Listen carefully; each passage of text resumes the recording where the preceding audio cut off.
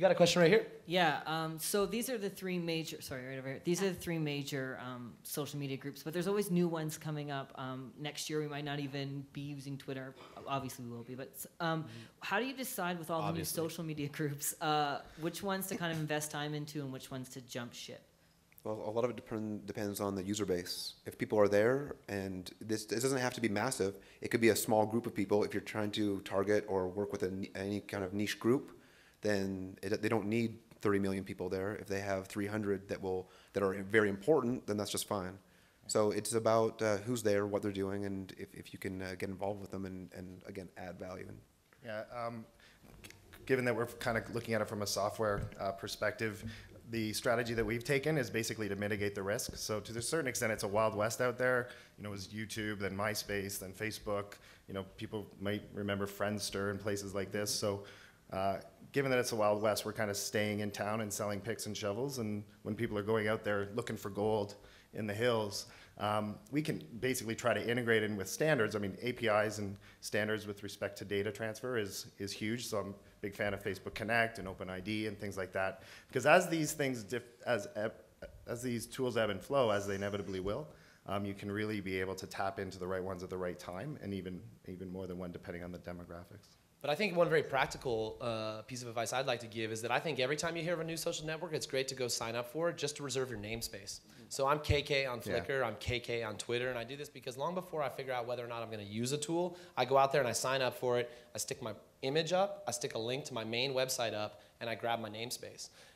Because if you don't, someone else will, right? So if you guys don't all own your firstandlastname.com, please go do it right after this, and then continue down the trail of YouTube, Flickr, Twitter. Grab those namespaces so no one else can do it. I think it's a very practical piece of advice. Another question over here?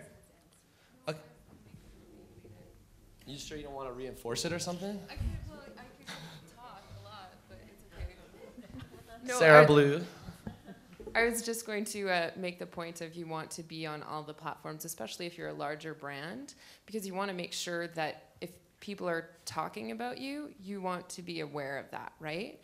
So if you don't know what the next thing is coming out, you have to keep checking on all of them so you know where your users are. Like if you're Ken, and you know everyone's talking about Ken on Twitter about what a jerk he is, and he's like, I don't like Twitter, I'm not going to use it. That's not cool. And then, sorry, I just have one more point. Just the social media on a budget thing, Maggie touched on it briefly. She said it's time or money. So if you don't have a lot of money, you need to invest a lot of time. So that's what I see a lot with my clients. Sorry, I'll give the mic back, sorry. No problem. I think it brings me to a point that I definitely wanted to talk about here, which is like, how do you guys manage the flow? So there's all these channels and all these things, and we're in all these conversations. So how do you, A, make sure you have a comprehensive view of what's going on out there, and then B, make some sense around the importance of it. So these are the important conversations for you to do, or these are the places to go talk. How do you deal with all these different diverse and sometimes competing communications channels? Yeah, and I mean, resources are a massive issue. It's probably the single biggest issue that I get asked about, and that we work with people to help deal with. You have to decide what's important. It is important to be aware of emerging platforms. That doesn't mean you have to be Mr. Super User or Madam Super User on those platforms. You can, you can choose. Like for example, platforms like Flickr have conversational elements. But there isn't the same expectation around if I say something to you, if I comment on your picture, I expect a response. So on platforms like that, companies don't necessarily have to engage in the conversational elements. You can just use it as a distribution platform. But in terms of managing flow and resources, I would say that a tool like TubeMogul is fantastic. That's that, and there you're getting to the crux of syndication. When you're talking about getting your content out there and engaging on other platforms, that ability to syndicate to multiple locations with one click and have analytics in one spot, this is very helpful. Tools like CoTweet and Hootsuite, thank you. Hootsuite. I expect my $50 check after this session, thank you. Beta account. Instead, they'll just let you use the software for free. Oh, okay, good. These kinds of workflow management tools are extremely important, especially when you have multiple accounts. But what it comes down to is this, that if this means something to you, if you plan to operationalize it as part of your business model, part of what you do, no matter what discipline you're in, you have to be actively engaging, and you have to have people out there with their fingers on the pulse. And there is no way that if you're actively engaging on one significant platform, you're not going to have a sense of something bad brewing on another one. Right. Because there's just so much crossover. So it's really just participation. If you're there, it's your community. You will start to hear if there are issues.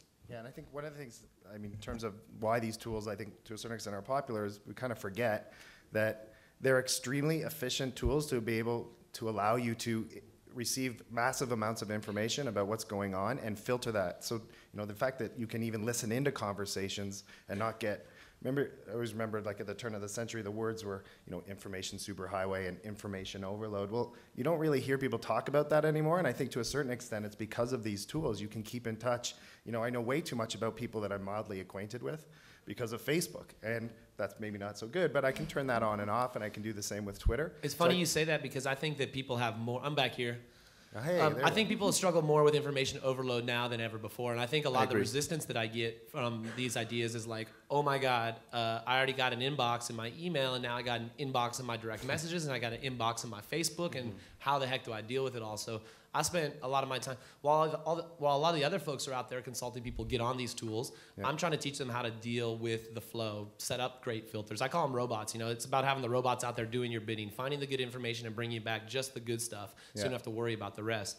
And being able to follow things, to query things across an unknown data set. So it's one thing to follow, 100 people on Twitter or 100 people on Facebook and to get the data from a known data set, but it's a lot more interesting to follow the next media tag across the whole internet and have that stuff delivered back to you, as opposed to having to go search it out.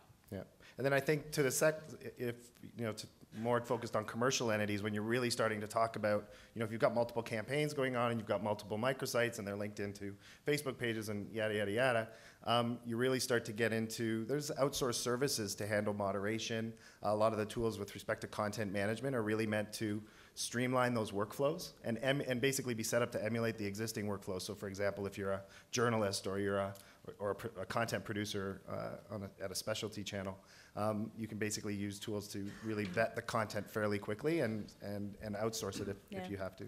And companies like Radian6, which is like an online monitoring tool, they've actually built a pretty solid back end for Dell, for example, because Dell does a lot of, they just engage all the time. If you say anything about Dell online, they will respond to you. Yeah. Typically within, in my case, it was like 30 minutes, Richard responded to something I said. 40 Twitter accounts, I think. Just a huge amount. Yeah, and I think they've sold well over $1 million worth of used computer equipment via their Twitter account. Wow. And so Canada has a good story with respect to that in terms of a lot of the technologies. Radian6, there's a company in Winnipeg called ICUC, and basically these are eyeballs and people at the keyboards moderating content as it's coming in for all kinds of things, from commenting on newspaper websites to user-generated contests.